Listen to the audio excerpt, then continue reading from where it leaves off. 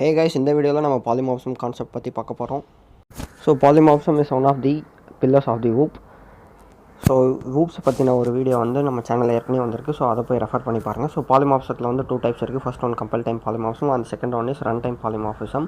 So இந்த ரெண்டுத்தையும் எப்படி ஜாவாவில் எப்படி இம்ப்ளிமெண்ட் பண்ணுறது அப்படின்னு பார்க்கலாம். ஸோ ஃபர்ஸ்ட் வந்து கம்பல் டைம் பாலிமார்ஃபிசம். இது ஜென்ரலாக எப்போ ரிசால்வ் பண்ணோன்னா நம்ம வந்து கம்பைலேஷன் டைம் அப்போ தான் வந்து கம்பல் டைம் பாலிமார்ஃபிசம் நம்ம யூஸ் பண்ணுவோம். இது வந்து method overloading and operator overloading அப்படின்ற 2 கான்செப்ட்ஸ் மூலமாக வந்து நம்ம வந்து இதை வந்து இம்ப்ளிமெண்ட் பண்ணலாம். ஜாவாவில் வந்து ஆப்ரேட்டர் ஓவர்லோடிங் வராது. ஸோ நம்ம மெத்தட் ஓவர்லோடிங் வச்சு உங்களுக்கு வந்து கற்றுத்தரேன். ஸோ ஃபஸ்ட் வந்து ஒரு கிளாஸ் வந்து ஒன்று ஓப்பன் பண்ணிக்கோங்க. நான் கிளாஸ் பாலிமார்ஃபிசம் அப்படின்னு ஒரு கிளாஸ் ஓப்பன் பண்ணிக்கிறேன். ஸோ அந்த கிளாஸ்க்குள்ளே வந்து இன்ட் ஆட் அப்படின்ட்டு வந்து ஒரு மெத்தடை வந்து டிக்ளேர் பண்ணிக்கிறேன். ரிட்டன் டைப் வந்து இன்ட்டு போட்டுக்கிறேன். இன்ட் ஆடுன்னு ஒரு மெத்தடை வந்து க்ரியேட் பண்ணிவிட்டு அதில் வந்து 2 பேராமீட்டர்ஸையும் பாஸ் பண்ணிக்கிறேன். இன்ட்டு ஏ அண்டு பி அப்படின்ட்டு வந்து 2 பேராமீட்டர்ஸ் பாஸ் பண்ணிக்கிறேன். ஏன்னா அந்த 2 பேராமீட்டர்ஸ் மூலமாக நம்ம ஆட் பண்ணி அவுட்புட் சொல்ல போகிறோம். ஸோ இன்ட்டு ரிட்டன் டைப் வந்து இன்ட்டுன்றனால வந்து நம்ம ரிட்டன் ஸ்டேட்மெண்ட் பண்ணோம். So return A plus B அப்படின்னு வந்து ஒரு ஸ்டேட்மெண்ட் போட்டுக்கிறேன். புரிஞ்சுதா கைஸ்? இது வரைக்கும் ஒரு கிளாஸ் ஓப்பன் பண்ணி அந்த கிளாஸ்க்குள்ளே வந்து இன்ட் ஆட் அப்படின்னு வந்து ஒரு மெத்தடை டிக்ளேர் பண்ணி அந்த ஆட் மெத்தட்லேயே வந்து நான் வந்து 2 பேராமீட்டர்ஸும் பாஸ் பண்ணியிருக்கேன். இன்ட்டு ஏ இன்ட்டு பி அது உள்ள ரிட்டன் ஏ ப்ளஸ் பி அப்படின்னு போட்டேன். ஸோ அதுக்கு அடுத்தது வந்து இன்னொரு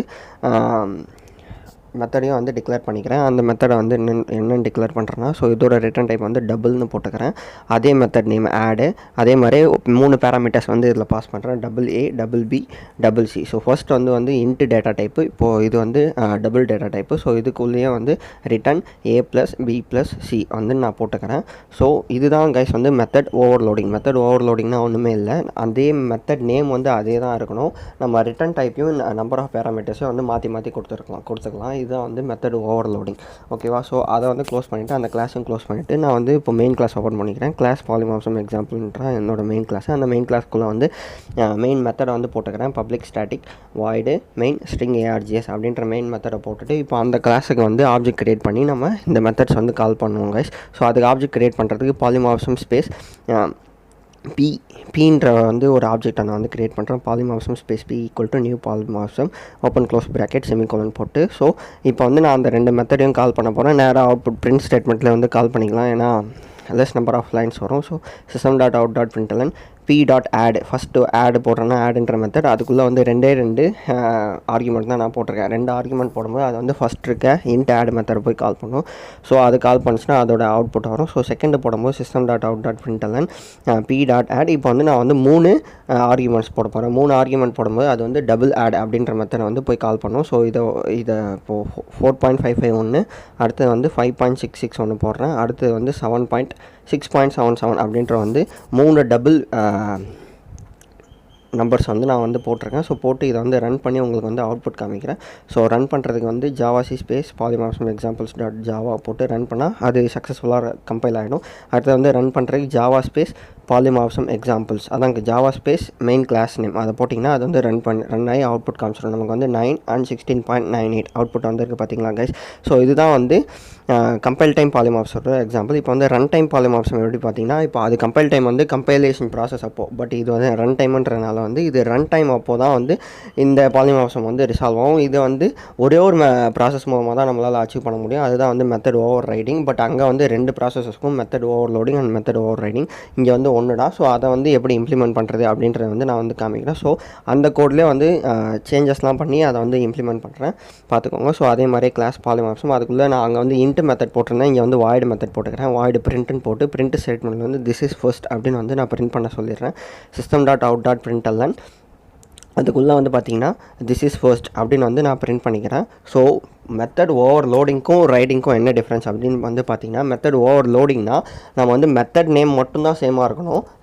ரிட்டன் டைப் வந்து எது வேணால் போட்டுக்கலாம். வாய்டோ இன்ட்டோ டபுளோ எது வேணால் போட்டுக்கலாம். அதே மாதிரி நம்பர் ஆஃப் பேராமீட்டர்ஸ் கொடுத்துக்கலாம். பட் ஓவர் ரைடிங்கில் வந்து எல்லாமே சேமாக இருக்கணும். Method name, return type, number of arguments எல்லாமே சேமாக இருக்கணும். ஸோ அதே தான் இங்கே வந்து பண்ணியிருப்போம் பாருங்கள். ஸோ ஃபஸ்ட்டு ஒரு கிளாஸ் ஆரம்பிச்சுன்னா கிளாஸ் பாலிமார்ஃபிசம் அதுக்குள்ளே வந்து வாய்டு பிரிண்ட்னு நான் கொடுத்துட்டு அதுக்குள்ளே வந்து பிரிண்ட் ஸ்டேட்மெண்ட் கொடுத்துறேன். இப்போ அடுத்து இன்னொரு கிளாஸ் ஆரம்பிக்கணும். வாய்டு செகண்ட் பாலிமார்ஃபிசம் ஒரு கிளாஸ் ஒன்று ஆரம்பித்து அந்த கிளாஸ் வந்து பாலிமார்ஃபிசம் அப்படின்ற கிளாஸ் வந்து எக்ஸ்டென்ஸ் பண்ணணும். இன்டர்ஃபேஸ் மூலமாக தான் வந்து இதை வந்து அச்சீவ் பண்ண முடியும். ஸோ எக்ஸ்டென்ஸ் பாலிமார்ஃபிசம் அப்படின்னு போட்டு ஸோ அங்கே போட்ட அதே மெத்தடே வந்து இங்கேயும் போடுறேன். வாய்டு பிரிண்ட்னு போட்டு இதுக்குள்ளே பிரிண்ட் ஸ்டேட்மெண்ட்டில் என்ன கொடுக்க போகிறேன்னா திஸ் இஸ் செகண்ட் அப்படின்னு நான் வந்து கொடுத்துக்கிறேன். ஸோ இது வரைக்கும் என்ன பண்ணியிருக்கேன்னு பார்த்தீங்கன்னா ஒரு ஃபஸ்ட்டு பாலிமார்ஃபிசம் ஒரு கிளாஸ் ஓப்பன் பண்ணி அதுக்குள்ளே வாய்டு பிரிண்ட்னு ஒரு மெத்தட் கொடுத்து திஸ் இஸ் ஃபஸ்ட்டுன்னு பிரிண்ட் பண்ண சொல்லியிருக்கோம். ஸோ அதே மாதிரி class second polymorphism extends first polymorphism அதான் ஃபஸ்ட்டு போட்ட கிளாஸை வந்து எக்ஸ்டெண்ட் பண்ணுற மாதிரி போட்டு அதுக்குள்ளேயும் அதே வாய்டு பிரிண்ட் மெத்தடை போட்டு திஸ் இஸ் செகண்ட் அப்படின்னு பிரிண்ட் பண்ண சொல்லியிருக்கேன். இப்போ இது ரெண்டுத்துக்கும் வந்து நம்ம ஆப்ஜெக்ட் கிரியேட் பண்ணிவிட்டு அவுட்புட் எப்படி வருது அப்படின்றத வந்து பார்ப்போம். ஸோ இங்கே வந்து பார்த்திங்கன்னா கிளாஸ் பாலிமார்ஃபிசம் எக்ஸாம்பிள்ஸ் தான் வந்து நம்மளோட மெயின் கிளாஸ். அந்த மெயின் கிளாஸ்க்குள்ளே ஆல்ரெடி மெயின் மெத்தட்லாம் இருக்குது, நம்ம ஏற்கனவே போட்டதால் அந்த லாஸ்ட் 2 ஸ்டேட்மெண்ட்டை மட்டும் எரேஸ் பண்ணிவிட்டு இப்போ நம்ம வந்து ஃபஸ்ட்டு கிளாஸுக்கு வந்து ஆல்ரெடி நம்ம ஆப்ஜெக்ட் க்ரியேட் பண்ணியாச்சு. அதை வச்சு இப்போ என்ன பண்ண அந்த ஆப்ஜெக்டை வச்சு ஃபஸ்ட்டு கிளாஸோட மெத்தட் வந்து நம்ம கால் பண்ணிக்கலாம். p.printன்னு கால் பண்ணிடுறோம். ஸோ இப்போ அதுக்கு அடுத்த கிளாஸுக்கு வந்து எப்படி ஆப்ஜெக்ட் க்ரியேட் பண்ணி கால் பண்ணலாம் அப்படின்றத வந்து பார்க்கலாம். So p = second class name போட்டிங்கனாலே அது ஆட்டோமேட்டிக்காக வந்து ஆப்ஜெக்ட் க்ரியேட் ஆகிடும். p = நியூ செகண்ட் பாலிமார்ஃபிசம் அப்படின்னு போடணும். ஏன்னா புதுசாக ஆப்ஜெக்ட் க்ரியேட் பண்ணுறோம்ல அதுக்காக p = நியூ செகண்ட் பாலிமார்ஃபிசம் அப்படின்னு போட்டு ஸோ p.print அப்படின்னு கொடுத்திங்கன்னா இப்போ ஃபஸ்ட்டு கொடுத்த பிரிண்ட்டுக்கு என்ன பிரிண்ட் ஆகும்னா திஸ் இஸ் ஃபஸ்ட்டுன்னு பிரிண்ட் ஆகும். செகண்ட் வந்து திஸ் இஸ் செகண்ட்னு பிரிண்ட் ஆகும். அப்படி வருதா அப்படின்றத வந்து நம்ம அவுட்புட்டில் வந்து செக் பண்ணிக்கலாங்க. ஸோ ஒரு ஃபியூ செகண்ட்ஸ் வெயிட் பண்ணிங்கன்னா அவுட்புட் வந்து வந்துடும். ஸோ இதுதான் கைஸ் டிஃப்ரென்ஸ் மெத்தட் ஓவர் லோடிங்க்கும் மெத்தட் ஓவர் ரைடிங்க்கும். நேம்ஸ் வந்து சேமாக இருக்கணும். ஓவர் ரைடிங்கில் ரிட்டன் டைப் நேம் ஆர்குமெண்ட்ஸ் எல்லாமே சேமாக இருக்கணும். பட் அங்கே வந்து மாறி மாறி இருந்துக்கலாம். ஸோ இப்போ ரன் பண்ணி அதை பார்த்தீங்களா திஸ் இஸ் ஃபஸ்ட்டுன்னு வந்துருச்சு. ஃபஸ்ட்டு எடுத்தோடனே அடுத்து வந்து திஸ் இஸ் செகண்டுன்னு வந்திருக்கு. ஸோ இதுதான் கைஸ் ரன் டைம் பாலிமார்ஃபிசத்தோட எக்ஸாம்பிள். ஸோ தேங்க்யூ ஃபார் வாட்சிங். இந்த வீடியோ பிடிச்சிருந்தா லைக் பண்ணுங்கள், ஷேர் பண்ணுங்கள், கமெண்ட் பண்ணுங்கள். தேங்க்யூ.